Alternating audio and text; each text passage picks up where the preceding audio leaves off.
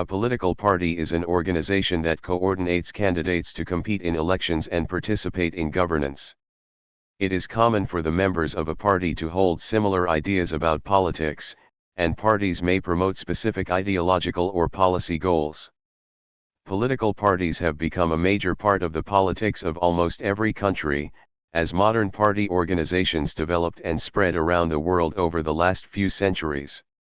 Although some countries have no political parties, this is extremely rare. Most countries have several parties while others only have one.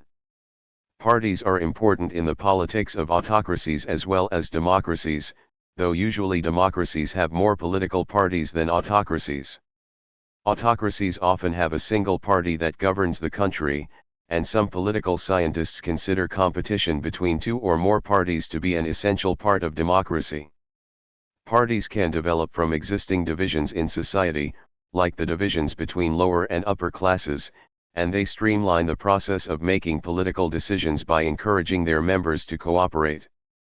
Political parties usually include a party leader, who has primary responsibility for the activities of the party, party executives, who may select the leader and who perform administrative and organizational tasks, and party members, who may volunteer to help the party, donate money to it, and vote for its candidates. There are many different ways in which political parties can be structured and interact with the electorate. The contributions that citizens give to political parties are often regulated by law, and parties will sometimes govern in a way that favors the people who donate time and money to them. Many political parties are motivated by ideological goals. It is common for democratic elections to feature liberal, conservative, and socialist parties. Other common ideologies of very large political parties include communism, populism, nationalism, and Islamism. Political parties in different countries will often adopt similar colors and symbols to identify themselves with a particular ideology. However, many political parties have no ideological affiliation and may instead be primarily engaged in patronage, clientelism, the advancement of a specific political entrepreneur, or be a big tent, in that they wish to attract voters who have a variety of positions on issues. Political parties are collective entities and activities that organize competitions for political offices. The members of a political party contest elections under a shared label. In a narrow definition, a political party can be thought of as just the group of candidates who run for office under a party label. In a broader definition, political parties are the entire apparatus that supports the election of a group of candidates, including voters and volunteers who identify with a particular political party, the official party organizations that support the election of that party's candidates, and legislators in the government who are affiliated with the party. In many countries, the notion of a political party is defined in law, and governments may specify requirements for an organization to legally qualify as a political party. Political parties are distinguished from other political groups or clubs, such as parliamentary groups, because only presidents have control over the political foundations of the party, and also they include political factions, or advocacy groups, mostly by the fact that a party is focused on electing candidates, whereas a parliamentary group is a group of political parties. A political faction is a subgroup within a political party, and an advocacy group is focused on advancing a policy agenda. This is related to other features that sometimes distinguish parties from other political organizations, including a larger membership, greater stability over time, and a deeper connection to the electorate. The idea of people forming large groups or factions to advocate for their shared interests is ancient. Plato mentions the political factions of classical Athens in the Republic, and Aristotle discusses the tendency of different types of government to produce factions in the politics. Certain ancient disputes were also factional, like the Nicar riots between two chariot racing factions at the Hippodrome of Constantinople. A few instances of recorded political groups or factions in history included the late Roman Republic's Populars and Optimates factions, as well as the Dutch Republic's Orangists and the Staatsgezinde. However, modern political parties are considered to have emerged around the end of the 18th century. They are usually considered to have first appeared in Europe and the United States of America, with the United Kingdom's Conservative Party and the Democratic Party of the United States both frequently called the world's oldest continuous political party. Before the development of mass political parties, elections typically featured a much lower level of competition, had small enough polities that direct decision-making was feasible, and held elections that were dominated by individual networks or cliques that could independently propel a candidate to victory in an election. Some scholars argue that the first modern political parties developed in early modern Britain in the 17th century, after the Exclusion Crisis and the Glorious Revolution. The Whig faction originally organized itself around support for Protestant constitutional monarchy as opposed to absolute rule, whereas the conservative Tory faction, originally the Royalist or Cavalier faction of the English Civil War, supported a strong monarchy, and these two groups structured disputes in the politics of the United Kingdom throughout the 18th century. The Rockingham Whigs have been identified as the first modern political party, because they retained a coherent party label and motivating principles even while out of power. At the end of the century, the United States also developed a party system, called the First Party System. Although the framers of the 1787 United States Constitution did not all anticipate that American political disputes would be primarily organized around political parties, political controversies in the early 1790s over the extent of federal government powers saw the emergence of two proto-political parties, the Federalist Party and the Democratic Republican Party. By the early 19th century, a number of countries had developed stable modern party systems. The party system that developed in Sweden has been called the world's first party system, on the basis that previous party systems were not fully stable or institutionalized. In many European countries, including Belgium, Switzerland, Germany, and France, political parties organized around a liberal-conservative divide, or around religious disputes. The spread of the party model of politics was accelerated by the 1848 revolutions around Europe. The strength of political parties in the United States waned during the era of good feelings, but shifted and strengthened again by the second half of the 19th century. This was not the only country in which the strength of political parties had substantially increased by the end of the century. For example, around this time the Irish political leader Charles Stewart Parnell implemented several methods and structures like party discipline that would come to be associated with strong grassroots political parties. At the beginning of the 20th century in Europe, the liberal, conservative divide that characterized most party systems was disrupted by the emergence of socialist parties, which attracted the support of organized trade unions. During the wave of decolonization in the mid-20th century, many newly sovereign countries outside of Europe and North America developed party systems that often emerged from their movements for independence. For example, a system of political parties arose out of factions in the Indian independence movement, and was strengthened and stabilized by the policies of Indira Gandhi in the 1970s. The formation of the Indian National Congress, which developed in the late 19th century as a pro-independence faction in British India and immediately became a major political party after Indian independence, foreshadowed the dynamic in many newly independent countries. For example, the Uganda National Congress was a pro-independence party and the first political party in Uganda, and its name was chosen as an homage to the Indian National Congress. As broader suffrage rights and eventually universal suffrage slowly spread throughout democracies, political parties expanded dramatically, and only then did a vision develop of political parties as intermediaries between the full public and the government. Causes of political parties. Political parties are a nearly ubiquitous feature of modern countries. Nearly all democratic countries have strong political parties, and many political scientists consider countries with fewer than two parties to necessarily be autocratic. However, these sources allow that a country with multiple competitive parties is not necessarily democratic, and the politics of many autocratic countries are organized around one dominant political party. The ubiquity and strength of political parties in nearly every modern country has led researchers to remark that the existence of political parties is almost a law of politics, and to ask why parties appear to be such an essential part of modern states. Political scientists have therefore come up with several explanations for why political parties are a nearly universal political phenomenon. Social cleavages. One of the core explanations for the existence of political parties is that they arise from pre-existing divisions among people. Society is divided in a certain way, and a party is formed to organize that division into the electoral competition.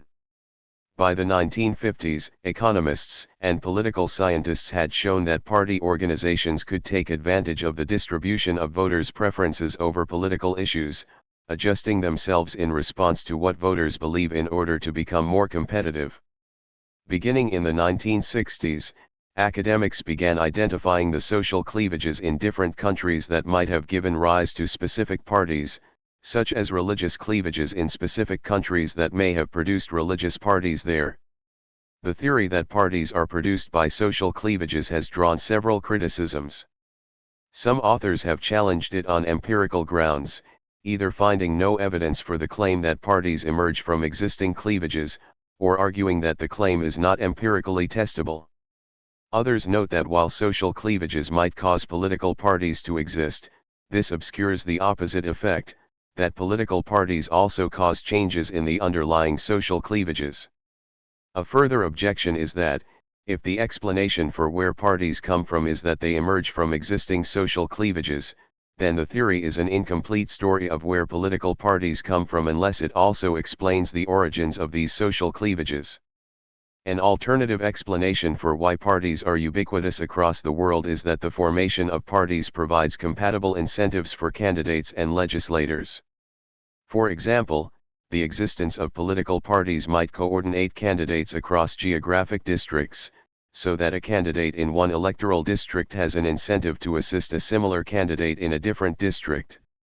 Thus, political parties can be mechanisms for preventing candidates with similar goals from acting to each other's detriment when campaigning or governing.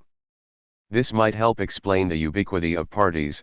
If a group of candidates form a party and are harming each other less, they may perform better over the long run than unaffiliated politicians, so politicians with party affiliations will outcompete politicians without parties. Parties can also align their members' incentives when those members are in a legislature. The existence of a party apparatus can help coalitions of electors to agree on ideal policy choices, whereas a legislature of unaffiliated members might never be able to agree on a single best policy choice without some institution constraining their options. Another prominent explanation for why political parties exist is psychological. Parties may be necessary for many individuals to participate in politics because they provide a massively simplifying heuristic, which allows people to make informed choices with much less mental effort than if voters had to consciously evaluate the merits of every candidate individually. Without political parties, electors would have to individually evaluate every candidate in every election.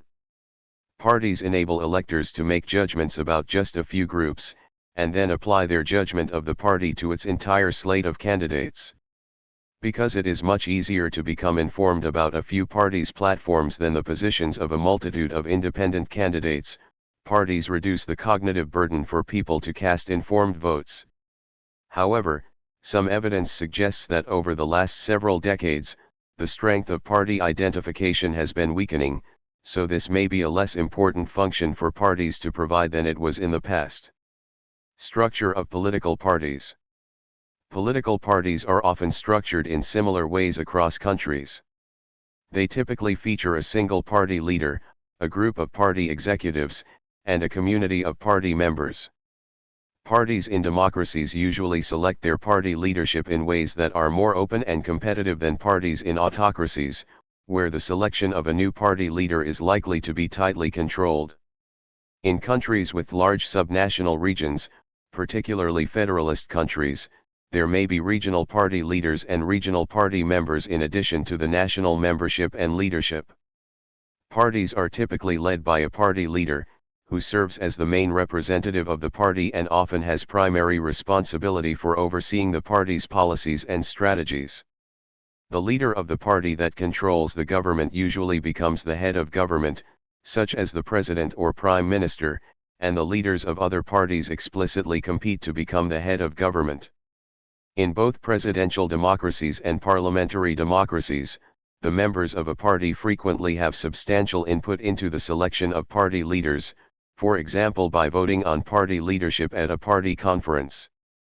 Because the leader of a major party is a powerful and visible person, many party leaders are well-known career politicians. Party leaders can be sufficiently prominent that they affect voters' perceptions of the entire party, and some voters decide how to vote in elections partly based on how much they like the leaders of the different parties. The number of people involved in choosing party leaders varies widely across parties and across countries. On one extreme, party leaders might be selected from the entire electorate; on the opposite extreme, they might be selected by just one individual. Selection by a smaller group can be a feature of party leadership transitions in more autocratic countries, where the existence of political parties may be severely constrained to only one legal political party, or only one competitive party. Some of these parties, like the Chinese Communist Party, have rigid methods for selecting the next party leader, which involves selection by other party members. A small number of single-party states have hereditary succession, where party leadership is inherited by the child of an outgoing party leader. Autocratic parties use more restrictive selection methods to avoid having major shifts in the regime as a result of successions. In both democratic and non-democratic countries, the party leader is often the foremost member of a larger party leadership. A party executive will commonly include administrative positions, like a party secretary and a party chair, who may be different people from the party leader. These executive organizations may serve to constrain the party leader, especially if that leader is an autocrat. It is common for political parties to conduct major leadership decisions, like selecting a party executive and setting their policy goals, during regular party conferences. Much as party leaders who are not in power are usually at least nominally competing to become the head of government, the entire party executive may be competing for various positions in the government. For example, in Westminster systems, the largest party that is out of power will form the official opposition in Parliament, and select a shadow cabinet which, among other functions, provides a signal about which members of the party would hold which positions in the government if the party were to win an election. Citizens in a democracy will often affiliate with a specific political party. Party membership may include paying dues, an agreement not to affiliate with multiple parties at the same time, and sometimes a statement of agreement with the party's policies and platform. In democratic countries, members of political parties often are allowed to participate in elections to choose the party leadership. Party members may form the base of the volunteer activists and donors who support political parties during campaigns. The extent of participation in party organizations can be affected by a country's political institutions, with certain electoral systems and party systems encouraging higher party membership. Since at least the 1980s, membership in large traditional party organizations has been steadily declining across a number of countries, particularly long-standing European democracies. Types of party organizations. Political scientists have distinguished between different types of political parties that have evolved throughout history. These include elite parties, mass parties, catch-all parties, and cartel parties. Elite parties were political elites that were concerned with contesting elections and restricted the influence of outsiders, who were only required to assist in election campaigns. Mass parties tried to recruit new members who were a source of party income and were often expected to spread party ideology as well as assist in elections. In the United States, where both major parties were elite parties, the introduction of primaries and other reforms has transformed them so that power is held by activists who compete over influence and nomination of candidates.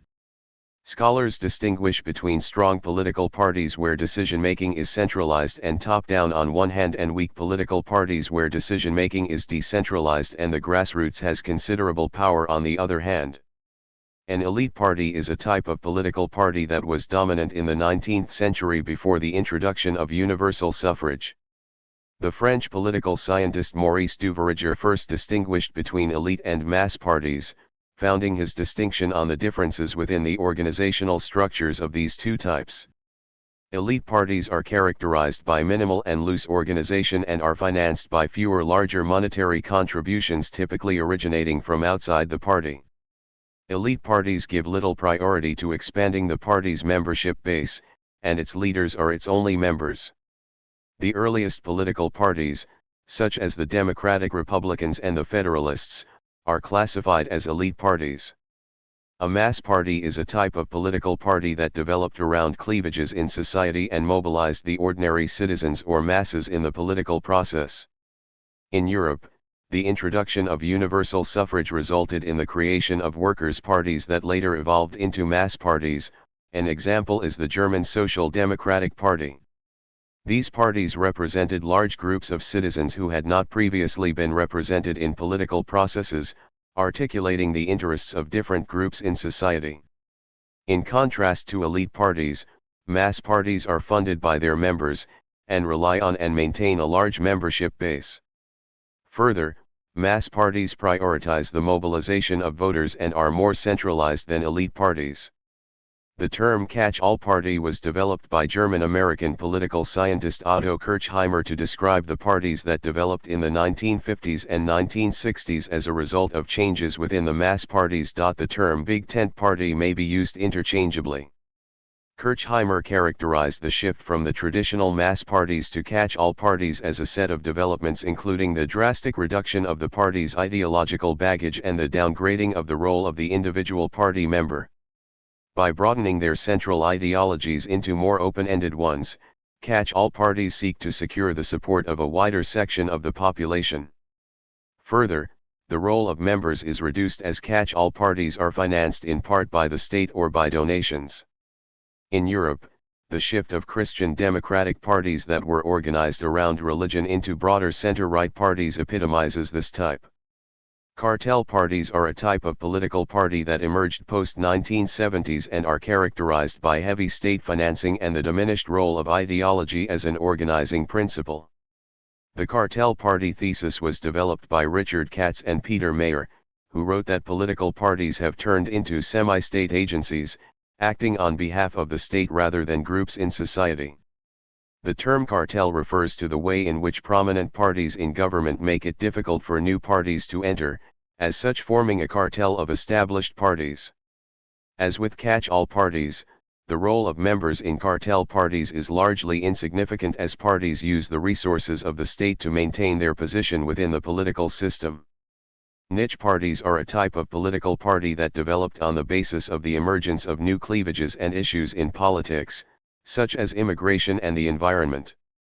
In contrast to mainstream or catch-all parties, niche parties articulate an often limited set of interests in a way that does not conform to the dominant economic left-right divide in politics, in turn emphasizing issues that do not attain prominence within the other parties.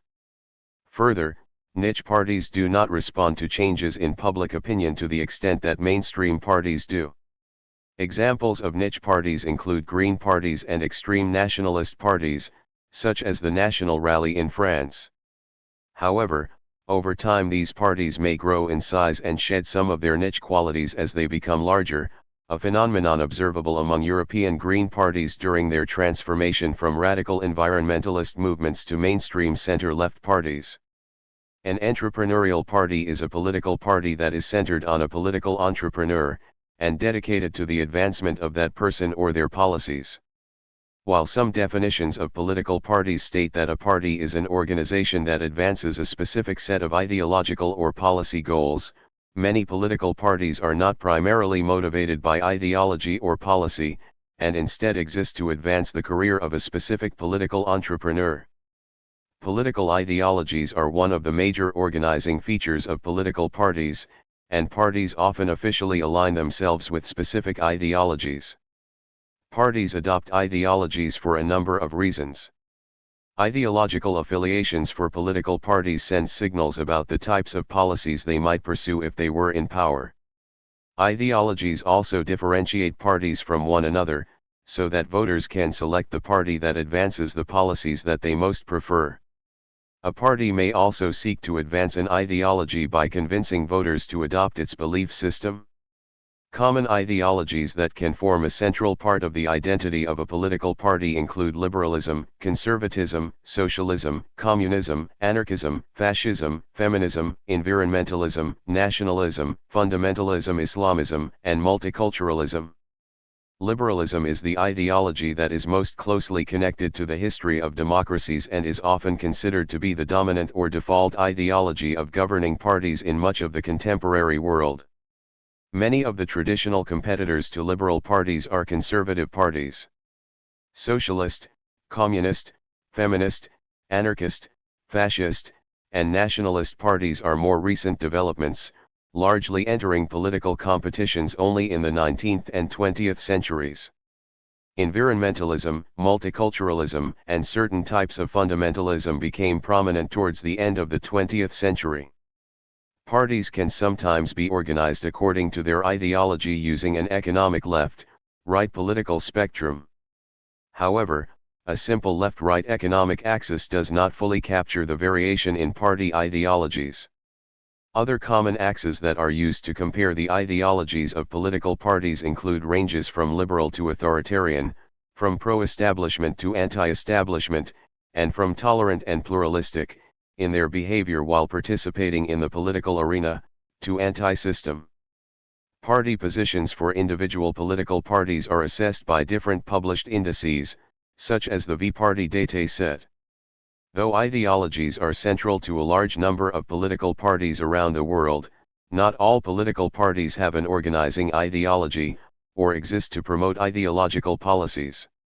For example, some political parties may be clientelistic or patronage-based organizations, which are largely concerned with distributing goods. Other political parties may be created as tools for the advancement of an individual politician. It is also common, in countries with important social cleavages along ethnic or racial lines, to represent the interests of one ethnic group or another. This may involve a non-ideological attachment to the interests of that group, or may be a commitment based on an ideology like identity politics. While any of these types of parties may be ideological, there are political parties that do not have any organizing ideology. Political parties are ubiquitous across both democratic and autocratic countries, and there is often very little change in which political parties have a chance of holding power in a country from one election to the next. This makes it possible to think about the political parties in a country as collectively forming one of the country's central political institutions, called a party system. Some basic features of a party system are the number of parties and what sorts of parties are the most successful. These properties are closely connected to other major features of the country's politics, such as how democratic it is, what sorts of restrictions its laws impose on political parties, and what type of electoral systems it uses. Even in countries where the number of political parties is not officially constrained by law, political institutions affect how many parties are viable. For example, democracies that use a single-member district electoral system tend to have very few parties, whereas countries that use proportional representation tend to have more. The number of parties in a country can also be accurately estimated based on the magnitude of a country's electoral districts and the number of seats in its legislature. An informative way to classify the party systems of the world is by how many parties they include. Because some party systems include a large number of parties that have a very low probability of winning elections, it is often useful to think about the effective number of parties, the number of parties weighted by the strength of those parties, rather than the literal number of registered parties. In a nonpartisan system, no political parties exist, or political parties are not a major part of the political system. There are very few countries without political parties. In some nonpartisan countries, the formation of parties is explicitly banned by law. The existence of political parties may be banned in autocratic countries in order to prevent a turnover in power. For example, in Saudi Arabia, a ban on political parties has been used as a tool for protecting the monarchy. However, parties are also banned in some polities that have long democratic histories, usually in local or regional elections of countries that have strong national party systems. Political parties may also temporarily cease to exist in countries that have either only been established recently, or that have experienced a major upheaval in their politics and have not yet returned to a stable system of political parties. For example, the United States began as a nonpartisan democracy, and it evolved a stable system of political parties over the course of many decades.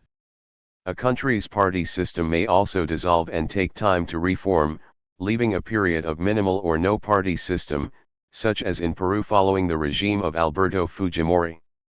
However, it is also possible, albeit rare, for countries with no bans on political parties, and which have not experienced a major disruption, to nevertheless have no political parties. There are a small number of Pacific Island democracies, such as Palau, where political parties are permitted to exist and yet parties are not an important part of national politics. In a one-party system, power is held entirely by one political party. When only one political party exists, it may be the result of a ban on the formation of any competing political parties, which is a common feature in authoritarian states. For example, the Communist Party of Cuba is the only permitted political party in Cuba, and is the only party that can hold seats in the legislature. When only one powerful party is legally permitted to exist, its membership can grow to contain a very large portion of society and it can play substantial roles in civil society that are not necessarily directly related to political governance. One example of this is the Chinese Communist Party. Bans on competing parties can also ensure that only one party can ever realistically hold power, even without completely outlawing all other political parties. For example, in North Korea, more than one party is officially permitted to exist and even to seat members in the legislature 108, but laws ensure that the Workers' Party of Korea retains control. It is also possible for countries with free elections to have only one party that holds power. These cases are sometimes called dominant party systems or particracies. Scholars have debated whether or not a country that has never experienced a transfer of power from one party to another can nevertheless be considered a democracy. There have been periods of government exclusively or entirely by one party in some countries that are often considered to have been democratic, and which had no official legal barriers to the inclusion of other parties in the government. This includes recent periods in Botswana, Japan, Mexico, Senegal, and South Africa. It can also occur that one political party dominates a subnational region of a democratic country that has a competitive national party system. One example is the southern United States during much of the 19th and 20th centuries, where the Democratic Party had almost complete control, with the southern states being functionally one-party regimes, though opposition parties were never prohibited. In several countries, there are only two parties that have a realistic chance of competing to form government. One current example of a two-party system is the United States, where the national government has for much of the country's history exclusively been controlled by either the Democratic Party or the Republican Party. Other examples of countries which have had long periods of two-party dominance include Colombia, Uruguay, Malta, and Ghana. Two-party systems are not limited to democracies, they may be present in authoritarian regimes as well. Competition between two parties has occurred in historical autocratic regimes in countries including Brazil and Venezuela. A democracy's political institutions can shape the number of parties that it has. In the 1950s, Maurice Duverger observed that single-member district single-vote plurality rule elections tend to produce two-party systems, and this phenomenon came to be known as Duverger's law. Whether or not this pattern is true has been heavily debated over the last several decades. Some political scientists have broadened this idea to argue that more restrictive political institutions, of which first past the post is one example, tend to produce a smaller number of political parties, so that extremely small party systems, like those with only two parties, tend to form in countries with very restrictive rules. Two-party systems have attracted heavy criticism for limiting the choices that electors have, and much of this criticism has centered around their association with restrictive political institutions.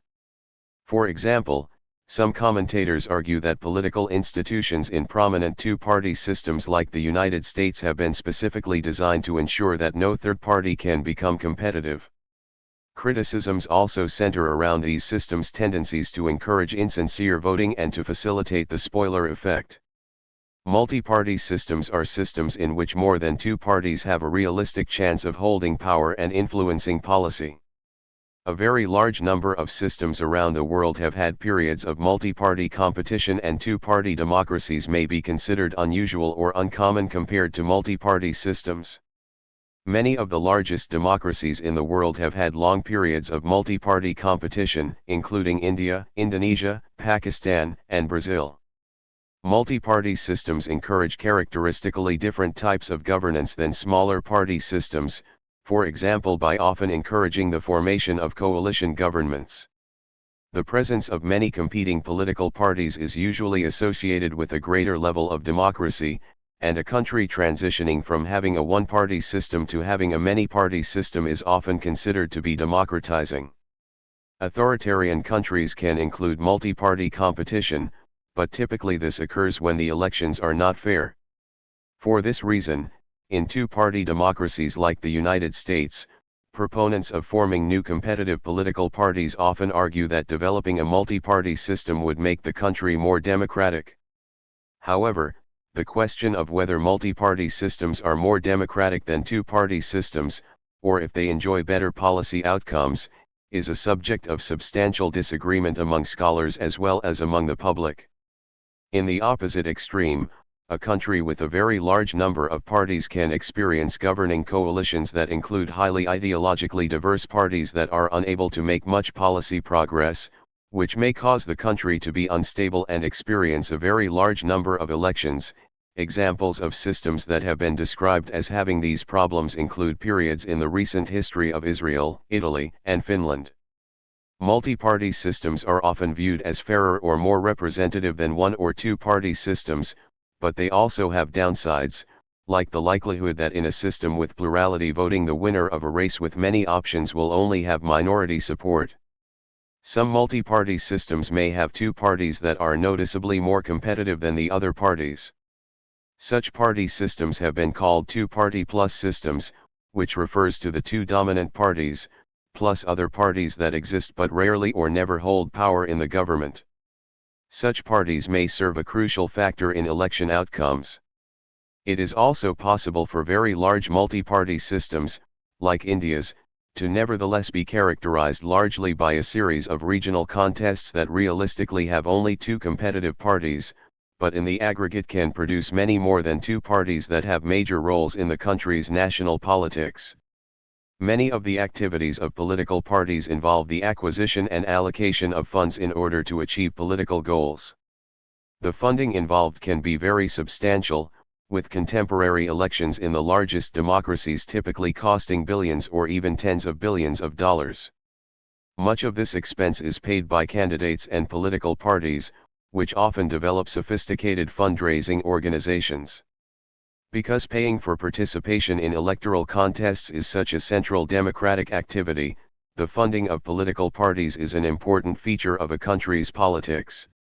Common sources of party funding across countries include dues-paying party members, advocacy groups and lobbying organizations, corporations, trade unions, and candidates who may self-fund activities.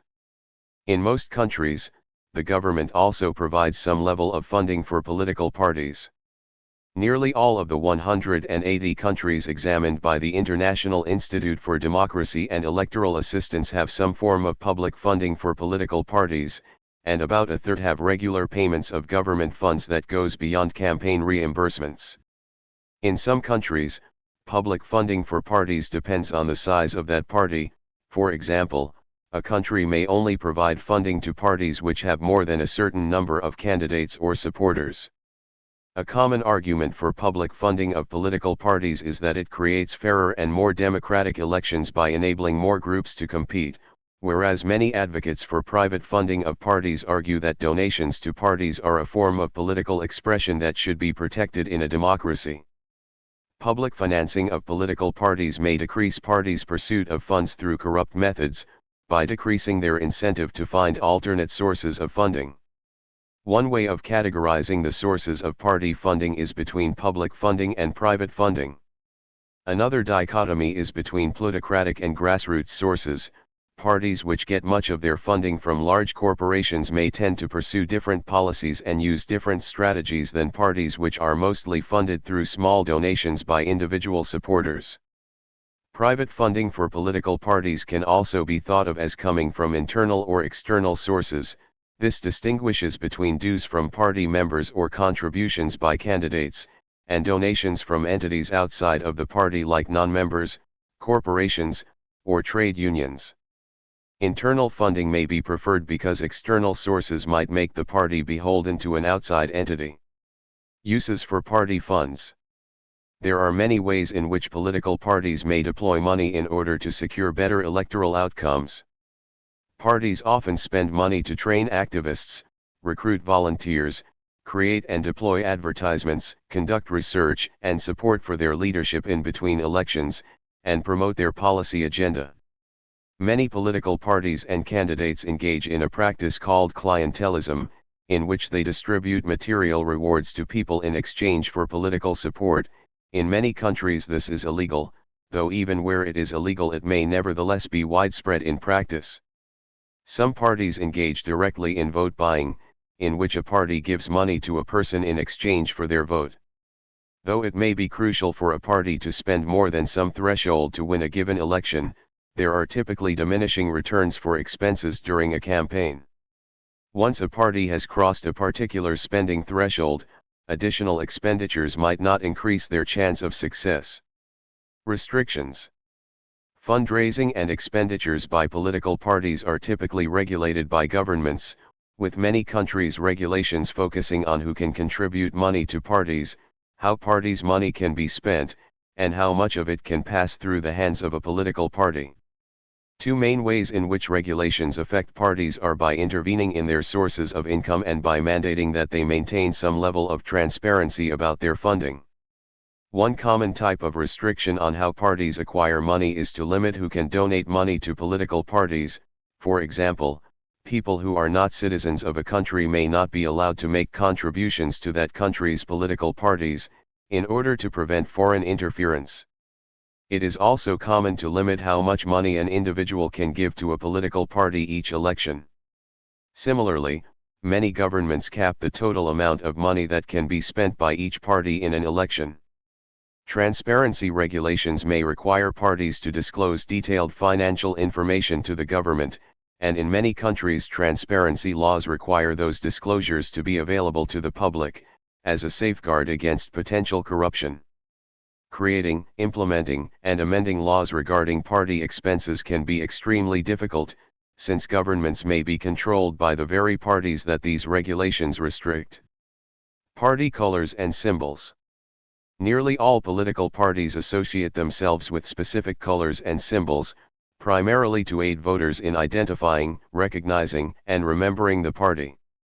This branding is particularly important in polities where much of the population may be illiterate, so that someone who cannot read a party's name on a ballot can instead identify that party by color or logo. Parties of similar ideologies will often use the same colors across different countries. Color associations are useful as a shorthand for referring to and representing parties in graphical media. They can also be used to refer to coalitions and alliances between political parties and other organizations. Examples include purple alliances, red, green alliances, traffic light coalitions, pan-green coalitions, and pan-blue coalitions. However, associations between color and ideology can also be inconsistent. Parties of the same ideology in different countries often use different colors, and sometimes competing parties in a country may even adopt the same colors. These associations also have major exceptions. For example, in the United States, red is associated with the more conservative Republican Party while blue is associated with the more left-leaning Democratic Party. Thank you for watching this video.